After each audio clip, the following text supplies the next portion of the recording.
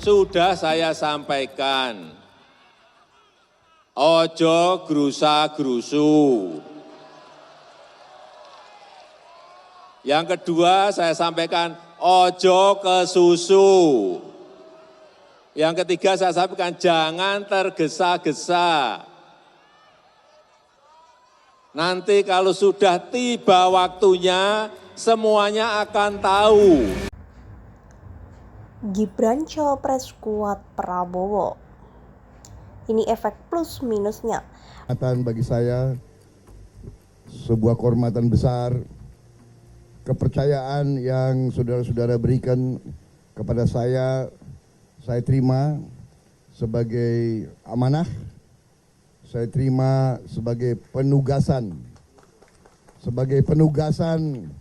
mulia untuk berbakti kepada negara dan bangsa. Adalah suatu penugasan mulia, adalah suatu kehormatan kita bisa memberi bakti kita kepada negara dan bangsa. Beliau sudah minta berkali-kali dan sudah saya laporkan ke pimpinan, ke Pak Sekjen, ke Mbak Puan dan lain-lain. Berarti jawaban Mas Gibran ke Pak Prabowo gimana? Jawaban Mas Gibran ke Pak Prabowo? Jawabannya? Iya. Umurnya tidak cukup. Wes gitu, wes jelas. Kalau misalnya umurnya cukup, apakah akan menerima lalu? Kan tidak cukup. Untuk mendukung Bapak Prabowo Subianto sebagai calon Presiden Republik Indonesia pada Pilpres 2024 mendatang. Kita percaya bahwa suara rakyat adalah penentu kemenangan di Pilpres 2024. Dilansir di Jakarta CNBC Indonesia, Ketua Umum Partai Gerindra sekaligus calon Presiden Cawapres RI Prabowo Subianto mengatakan calon Wakil Presiden Cawapres yang akan mendampinginya sudah mengerucut menjadi 4 nama. Hal tersebut ditentukan dalam rapat bersama para ketum partai-partai pendukungnya di Kartanegara, Jakarta. Prabowo mengatakan dari 4 nama yang direkomendasikan ada yang berasal dari luar Jawa, Jawa Barat, Jawa Tengah, dan Jawa Timur.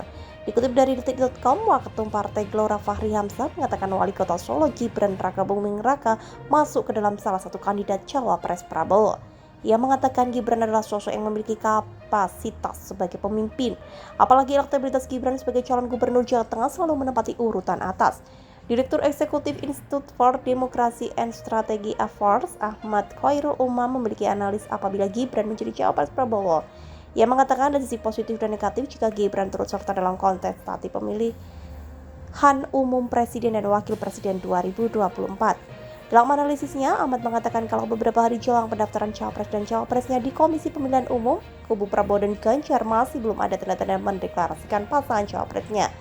Besar kemungkinan Ganjar masih menanti keputusan nama Cawapres Prabowo, sedangkan Prabowo sendiri benar-benar masih menunggu keputusan Mahkamah Konstitusi MK terkait batasan umur Cawapres 35 tahun. Jika putusan MK mengabulkan gugatan judicial review atas batas umur Cawapres itu, maka hampir pasti Gibran akan menjadi Cawapres Prabowo, kata Ahmad di Jakarta Kamis 12 Oktober lalu.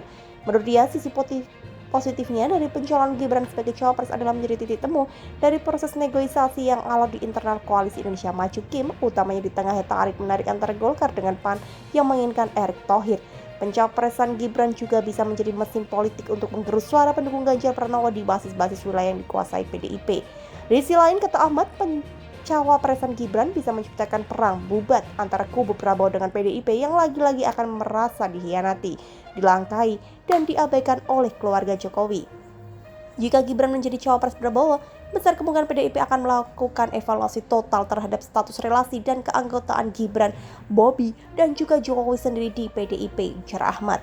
Di saat bersamaan, menurut dia, pencawapresan Gibran tampaknya sekarang sedang ditunggu-tunggu oleh para rival politik Jokowi sebagai narasi politik dinasti yang akan menjadi amunisi yang sangat efektif untuk menghantam legitimasi dan kredibilitas politik Presiden Jokowi, sekaligus menghancurkan mesin politik pencapresan Prabowo.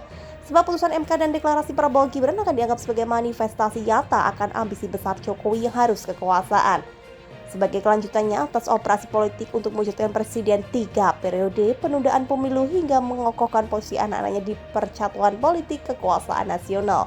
Bahkan narasi politik dinasti yang merujuk pada pasangan Prabowo Gibran itu bisa dijadikan sebagai wacana penyalahgunaan kekuasaan abuse of power yang dikait-kaitkan dengan potensi intervensi kekuasaan presiden terhadap yurisdiksi MK.